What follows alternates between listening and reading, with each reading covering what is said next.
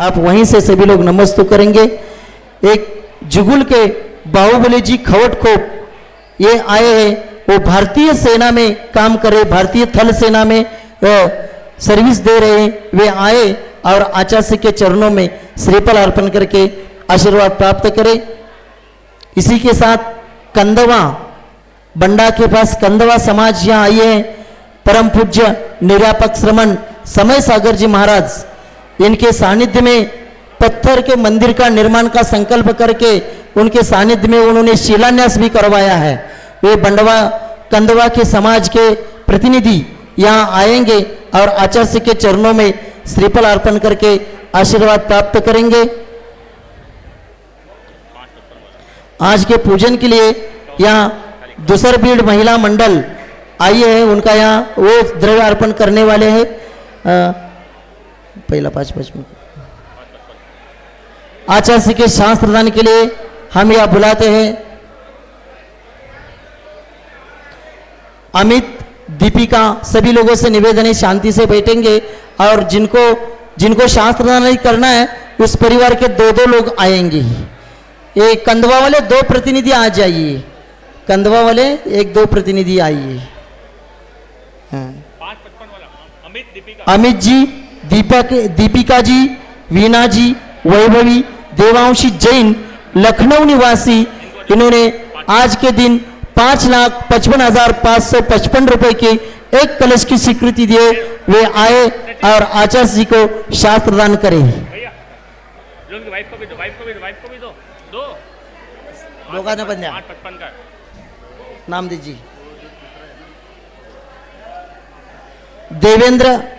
देवेंद्र अर्पित, ये क्या है?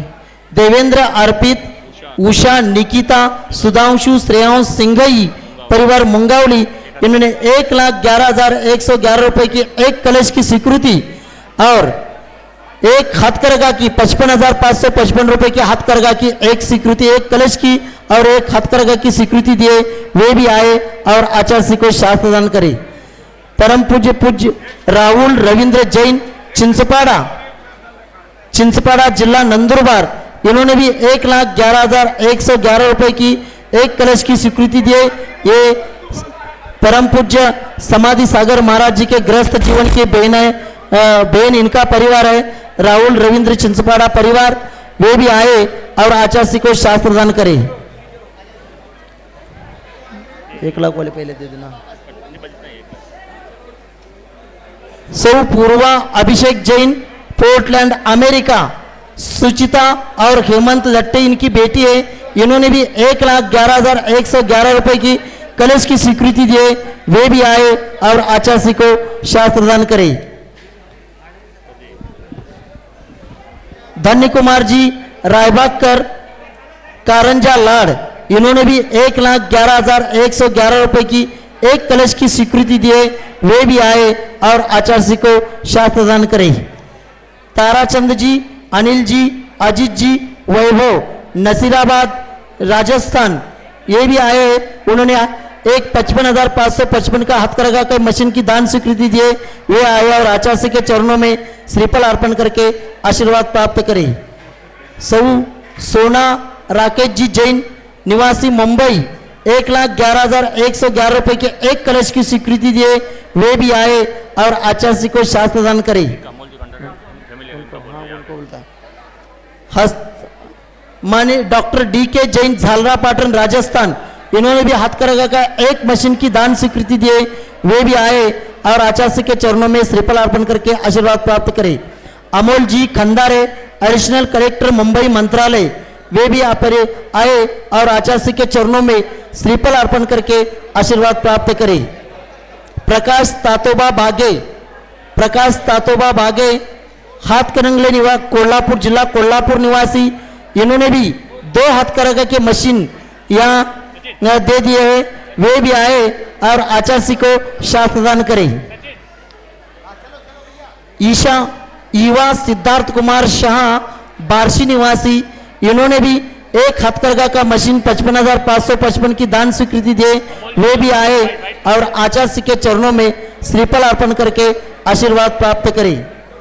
महावीर प्रसाद जी, सुशील कुमार जी, दीपक जी जैन केकड़ी अजमेर राजस्थान निवासी, इन्होंने भी हथकरघा का एक मशीन की दान स्वीकृति दिए, वे भी आए और आचार्य के चरणों में श्रीफल अर्पण करके आशीर्वाद प्राप्त करी।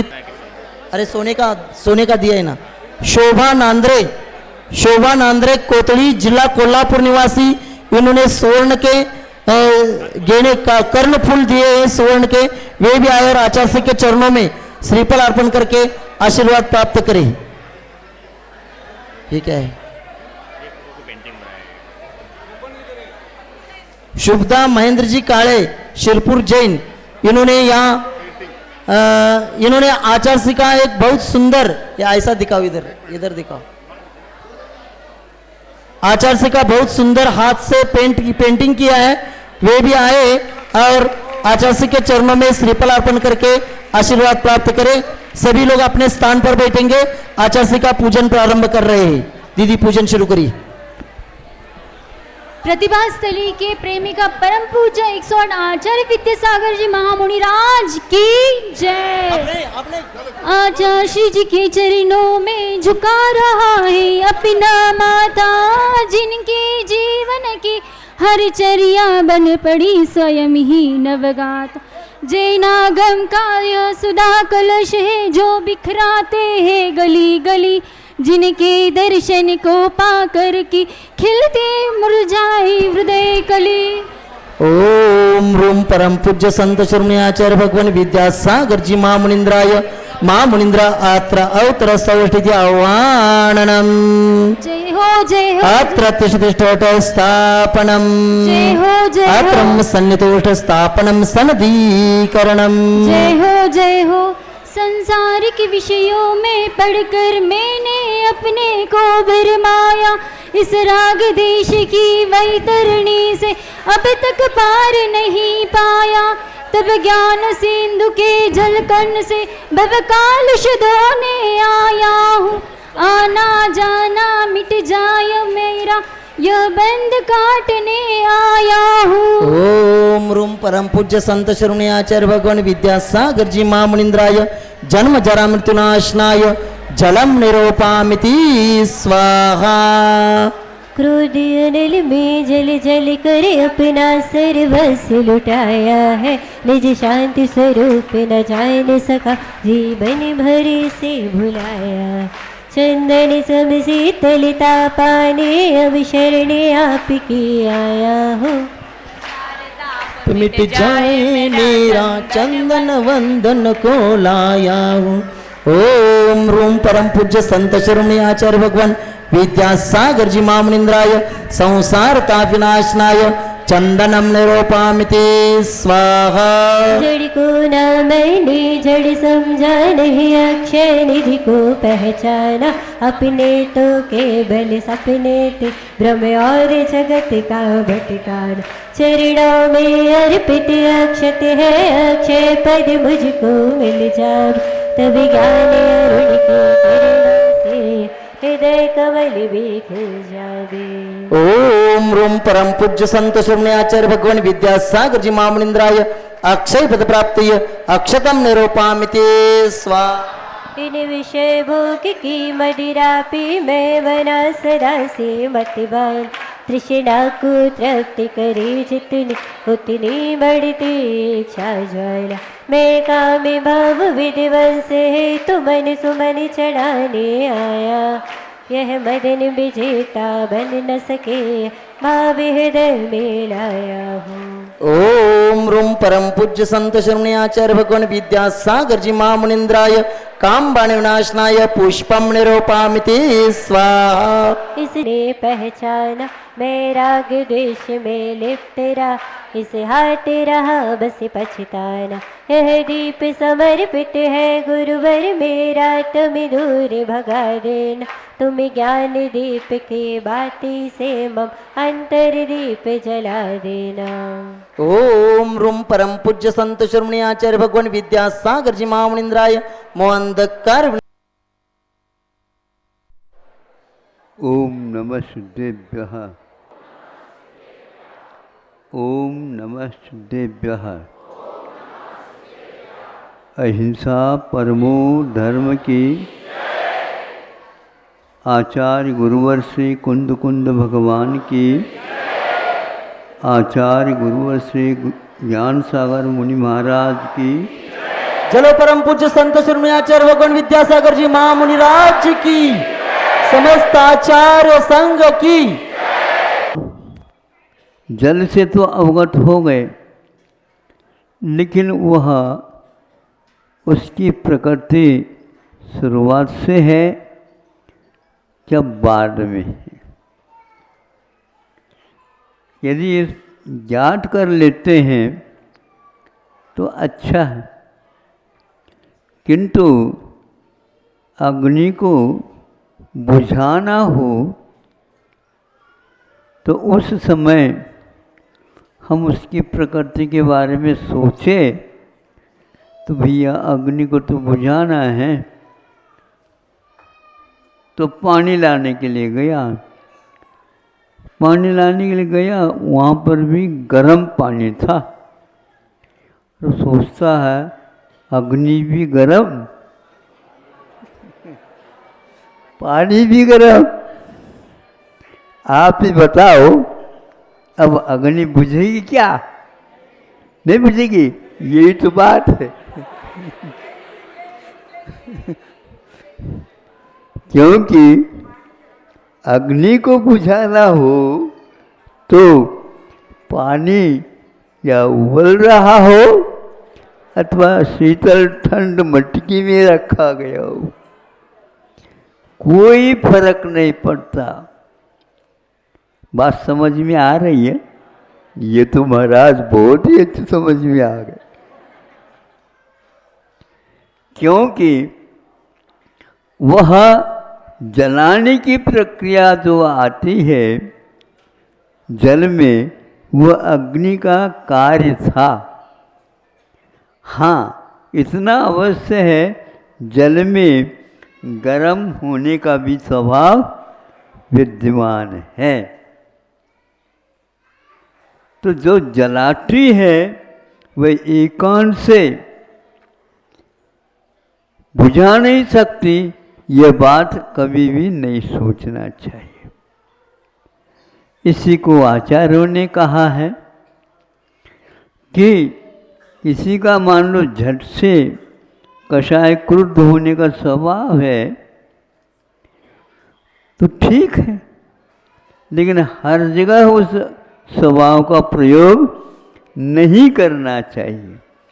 सोच करके करते तो उतने ही समय में वह चाहे ठंडा मिले या गर्म मिले, आग लगी है तो उसको छिड़का दो, निश्चित रूप से बुझना ही पड़ेगा। कभी कभी प्रसंग होता है, घर में बच्चे उद्यम करते हैं तो उस समय कुछ डराना भी पड़ता है। और डराने से हंसते हुए डराते हैं क्या? बोलो क्या बोलते? हंसते हुए तो संभव नहीं हो सकेगा। हम भी किसी को डांटना चाहते हैं तो डांटने के लिए चले जाते हैं तो मुस्कान आ जाता है, डांट नहीं पाता मैं।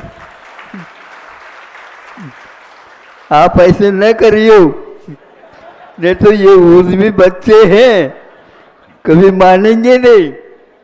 अच्छे ढंग से आंखें दिखा दो, लाल लाल आंखें। लेकिन उस लड़ाई के साथ इतना ही बचना चाहिए, यदि मान लो क्रोधावेश में एक चांटा दोगे तो वह बहरा हो सकता है, वह अंधा हो सकता है, फिर वह आपका घर का भी नहीं रह सकता है। फिर बाहर जाएगा, मांग करके पुत्र रत्न की प्राप्ति कर दी थी, होशियारी के साथ उसका पालन भी करना आवश्यक।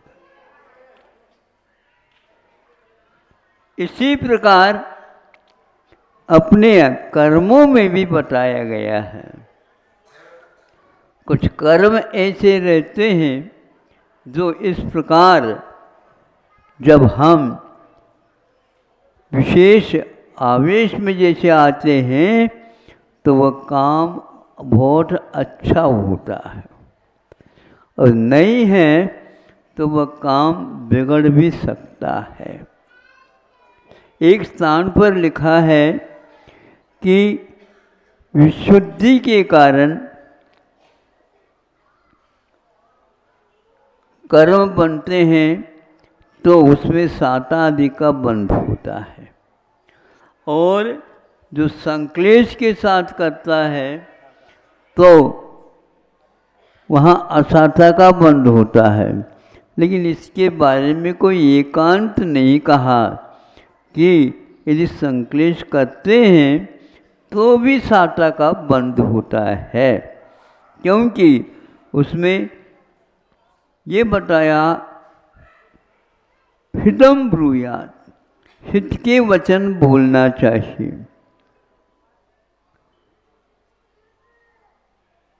अहित वचनम कदापि न ब्रूयात, अहित वचनों का कभी भी प्रयोग नहीं करना चाहिए। किंतु कभी कभी वह सत्य है और हित का ही काम होता है, तो उस समय वह अप्रियम अपि ब्रूयात, जो अप्रिय वचनों का भी प्रयोग कर सकते हैं। किंतु प्रिय वचनों के साथ अहित का यदि उद्देश्य होता है तो कदापि न ब्रूयात, कभी भी न बोले। तो हमें संक्लेश भी यदि होता है तो उससे घबराने की बात नहीं, हमारा उद्देश्य ठीक होना चाहिए। बात समझ में आ रही? मतलब पानी जलता हुआ भी बुझाता है। आत्मा के पास उद्देश्य यदि अच्छा है तो वह जलता हुआ भी ठंडक या उस अग्नि को बुझाने में हेतु होता है। आप लोगों को चाहिए समय पर अपने संतान को भी इसी प्रकार पालना चाहिए। एक बार चाटा दे करके उसी समय यदि गालों पर आप हाथ फेरते हैं तो वो तो क्या होता, बच्चा तो रोता हुआ भी हंसने लग जाता है।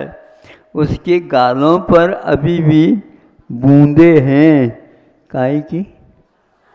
आंसू की, फिर भी अब उसको पहुँचा तक नहीं गया। उसके लिए क्या करता है बताओ? वह एक प्रकार से उत्साह भर जाता उसमें, और वह रोता नहीं, हंसने लग जाता। लेकिन भोजन के समय ऐसा न करियो।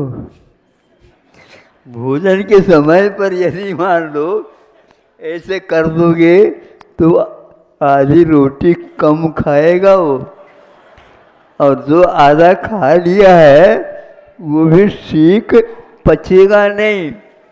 फिर आप पश्चाताप करोगे, बच्चे के पेट में क्या हो गया आज, और कुछ नहीं हुआ। आपकी हाथ की कृपा है जो गालों पर चाटा दे दिया, और वह हमेशा हमेशा के लिए वह चाटा वहीं के वहीं चिन्ह बन कर के रहेगा। तो वह जब दर्पण में देखेगा तो माँ की मुस्कान नहीं दिखेगी। क्यों नहीं दिखेगी बताओ? संक्लेश परिणाम के साथ वो काम किया, लेकिन हित की बात की तो अच्छा है। अहित की बात कभी भी नहीं सोचना चाहिए। प्रिय प्रिय इत्यादि बोलते चले जाओगे तो भी काम गड़बड़ में आ सकता है। केवल आप संक्लेश ही करते जाए तो भी गड़बड़ हो जाता है। बीच बीच में भोजन में आप थोड़े से कड़वी चीज़ का भी उपयोग, बोलो पेट भर कड़वी कड़वी खा जाओगे क्या? अभी कैसा हो ही नहीं सकता, किंतु बहुत मीठा खा लिया, उसके बीच में थोड़ी सी कड़वी वस्तु खा लो। उसी प्रकार यहाँ पर भी समझ लेना चाहिए। व्यवहार में कभी कभी कड़वाहट आ सकती है, तो भी वह दवाई की अपेक्षा से है। भोजन की अपेक्षा से पेट भरना होता है, दवाइयों की अपेक्षा से पेट भरना नहीं होता। वह पेट में पहुंचना भर चाहिए, अवश्य ही काम करता है। इसलिए गर्म पानी का प्रयोग अग्नि को बुझाने में करते हो तो सही करते हो, क्योंकि आपको प्रकृति की ओर दृष्टि आपकी गई है। यदि नहीं जाती है तो आपका बहुत कुछ काम किया हुआ बिगड़ सकता है। इतना ही पर्याप्त है। शांति के साथ आप लोगों ने बैठ कर के सुन लिया, ये तो गजब की बात हो गई।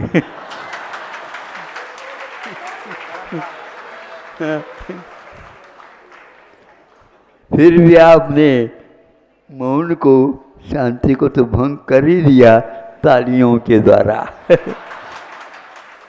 अहिंसा परमो जय। चलो आचार्य भगवान विद्यासागर जी महामुनि राज की, समस्त आचार्य संघ की।